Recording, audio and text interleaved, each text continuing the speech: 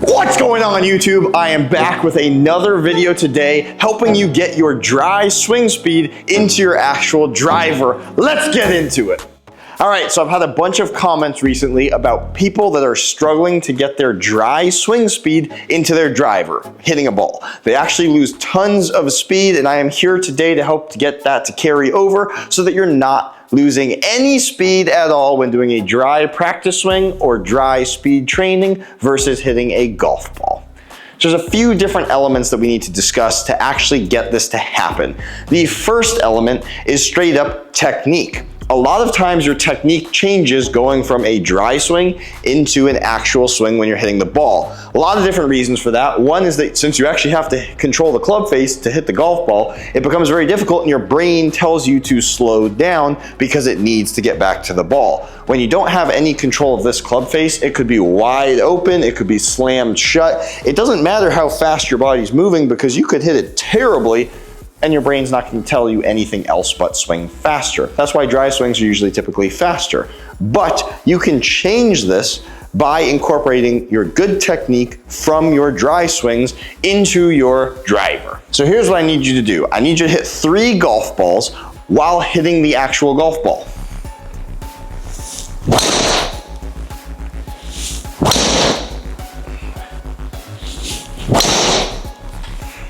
So those 3 swings averaged around 134, 135 miles per hour, give or take. Peaked at 137. Now I need you to do the exact same thing. 3 swings, max effort, dry.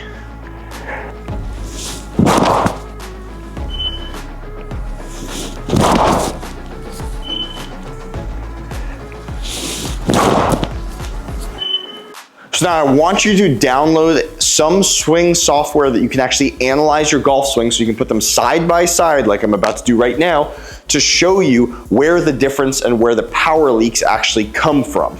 I'll give you a little spoiler. I did do one power leak specifically in my golf swing so that we can compare. A lot of times your technique will drop and decrease when you're trying to actually hit a golf ball because all the reasons I said earlier, which causes you to have different technique. I'm gonna throw out my 2 videos right now. Let me know before I speak what you think the biggest power leak in that swing is that caused a decrease from about 140 miles per hour club head speed to 135 miles per hour club head speed.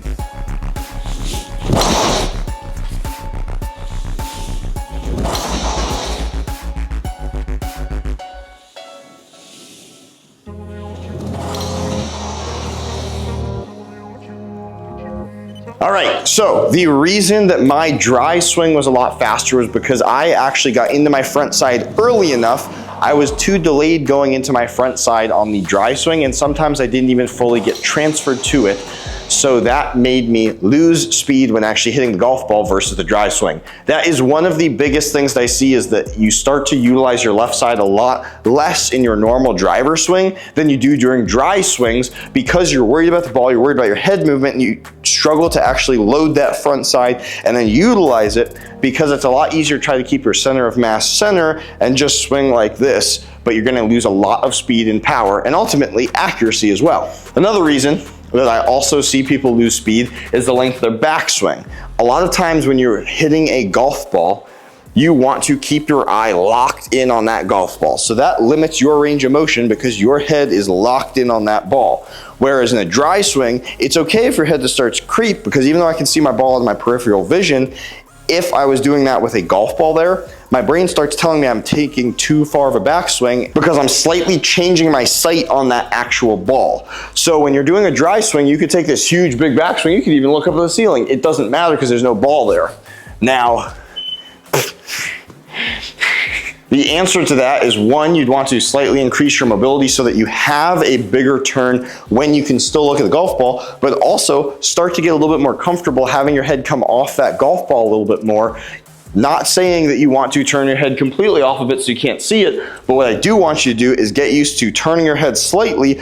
Even though you can still see it in your peripheral vision, your brain is telling you that that's weird, you changed your vision, but you have to start getting used to that if you want to carry over that speed, if you notice a difference in your actual mobility going from dry drivers to dry. I was too delayed going into my front side on the dry swing, and sometimes I didn't even fully get transferred to it.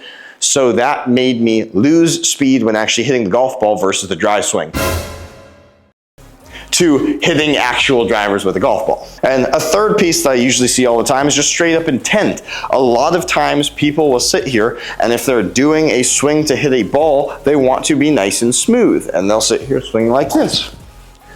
Whereas if it's a dry swing, they will get so aggressive on it and really let it loose, because it doesn't matter how your club delivers to the ball at all, because there's no ball there. One more note on that before I teach you one of my favorite drills to actually help incorporate speed back into your driver is when there's a ball there, all of a sudden you want to hit that golf ball hard. That's the mentality.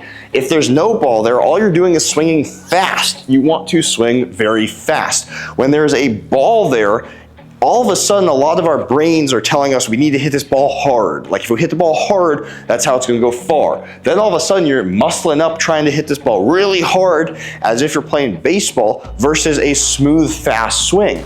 So I don't want you to sit here and try to get really tense, grab the club really tight, be thinking big muscles, throwing it over the top, really ripping into it. We're not looking for that. We're not looking for a swing that looks like this.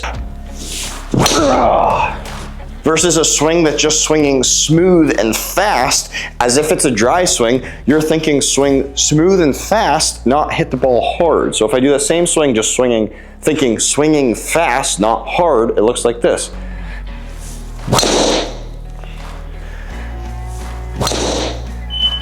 And it's a lot faster and a heck of a lot less effort because even though I was swinging faster, the other one I was trying to hit the ball hard and I was actually putting a lot of effort into it. The issue is it wasn't effort in the correct spot. So a lot of times if you're doing a dry swing, you're trying to swing fast. If you're trying to hit a golf ball, you're trying to hit it hard, and that's a big disconnect that you need to reconnect to actually hit the ball how fast you are in your dry swings. So after actually analyzing your swings, if you're still seeing a disconnect between hitting the ball and you're struggling to actually make contact with the ball swinging fast, I would suggest getting foam golf balls. Foam golf balls can be your best friend in this situation because when you are swinging hitting a foam ball, A, it's gonna feel completely different than actually hitting a ball, which is a little bit weird, but that's okay because what you want is to start having your brain registering that on your fastest swing, you're still making contact with something and trying to actually hit a golf ball.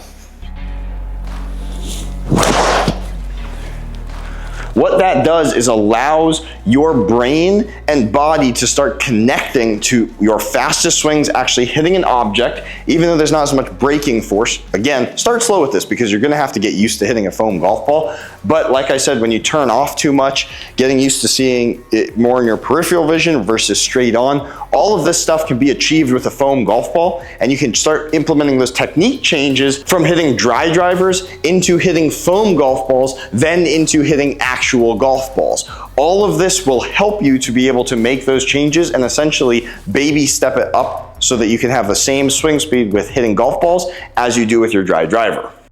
Last thing I'll say before I get out of here, when you're trying to get swing speed from dry drivers to your actual driver hitting a golf ball, it is very important that you stop focusing on accuracy because that accuracy piece is ultimately going to kill your speeds because you're so worried about what the club face is doing.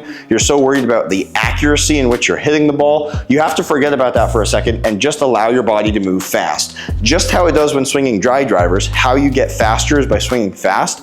Ultimately, it's the same when you're hitting drivers with a ball there. Start swinging fast, stop caring where the ball is going, your ceiling will move up, your body will start to get used to it, and then you could always drop down a couple miles an hour and start finding the face a lot easier because your ceiling just moved up. Try this out, see if you can get your driver swings while hitting a ball to start looking a lot more like your dry driver swings so that you can have the same swing speed. Start implementing foam golf balls into your training, and if you want more specific answers on what you're actually doing in your dry swing versus hitting a golf ball, I do offer remote golf lessons so I can help get your dry swing speed into your driver while hitting golf balls, as well as increase both so that you can swing faster, hit further drives, and shoot lower scores. Guys, I hope this video helps to alleviate a lot of frustration when you're swinging your dry driver fast, but not swinging fast when hitting a golf ball. Don't like that at all. I've been there. Start implementing these drills and techniques to start swinging faster while actually hitting a golf ball. And until next time,